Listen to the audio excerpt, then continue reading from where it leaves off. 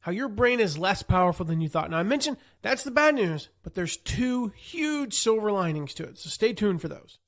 If you were born prior to 1995, and my most recent reader survey suggests that 97% of you are, you remember single processor computers. The other 3% of you, you're just going to have to use your imagination for this illustration. So, to describe it, a single processor computer is really slow. And it does not allow you to have 37 programs open at the same time. In other words, you can't I am on Facebook while tweeting and hosting a Google Hangout, all while listening to Pandora. It's impossible in a single processor computer. Any attempt to do so would probably result in the dreaded blue screen of death. Think of your brains in the same way. Think of them like that. Now, yes, your brain is more powerful than any computer ever made, but it's essentially operating on a single processor. It can only allot a limited amount of its power to experiencing the world around you. You can't process both gratitude and depression at the same time.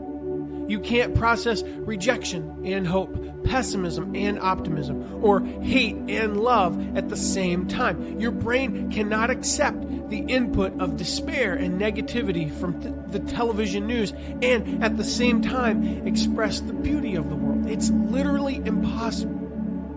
So because of this, you are forced to choose how you use that limited power. So you can either use your brain's limited power to see only negativity, despair, stress, pain, and hate.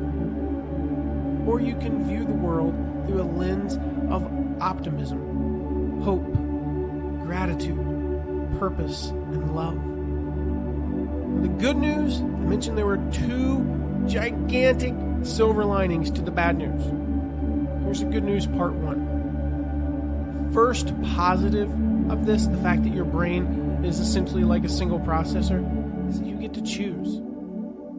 No, you cannot change the reality of the world. You can't just magically change reality through positive thought or magical unicorn beams.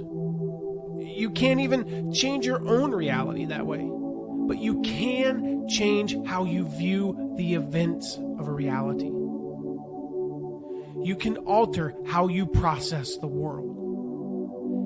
That changes how you react and how you act in response to negative events. Now, the good news, part two. The second silver lining is that it can work in your favor.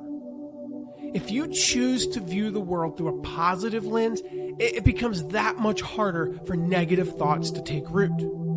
Andy Andrews says it this way: it is impossible for the seeds of depression to take root in the thankful heart. Now, psychologically speaking, that is sound wisdom.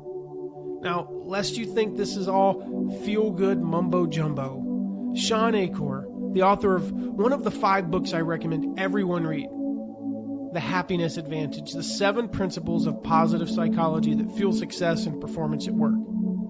He explains what a positive lens is and isn't. He says it's not about lying to ourselves or turning a blind eye to the negative, but about adjusting our brains so that we see the ways to rise above our circumstances.